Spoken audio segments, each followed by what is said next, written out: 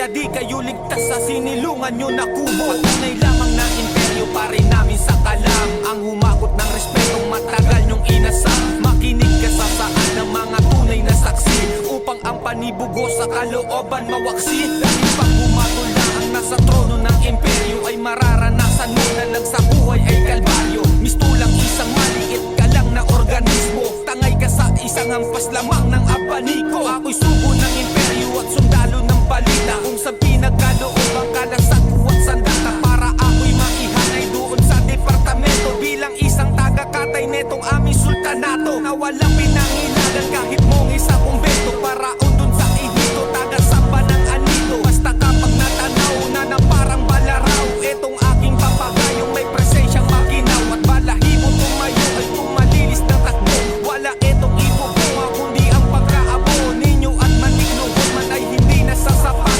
kapag tali ay pinutol para lalong makalat. Manunuoto sa ugat hanggang sa mga sanga, kaya sigurado lahat kayo dyan ay pahinga. Dahil nga hindi ligtas ang mamuhay sa labas ng imperyo, at lahat ay may parusang katumbas. Patunay lamang ng imperyo pa rin namin sa kalam, ang humakot ng respetong matagal nyong inasam. Makinig ka sa saan ng mga tunay na saksi, upang ang panibugo sa kalooban mawaksi. Dahil pag humatol na ang nasa trono ng imperyo, ay mararanasan mo na lang sa buhay ay kalbaryo. Mistulang isang maliit ka lang na organismo, tangay ka sa isang hampas lamang ng abaniko. Patunay lamang ng imperyo pa rin namin sa kalam, ang humakot ng respetong matagal nyong inasam. Makinig ka sa saan ng mga tunay na saksi, upang ang panibugo sa kalooban mawaksi. Dahil pag humatol na ang nasa trono ng imperyo, ay mararanasan mo na lang sa buhay ay kalbaryo. Mistulang isang maliit ka lang na organismo, tangay ka sa isang hampas lamang ng abaniko.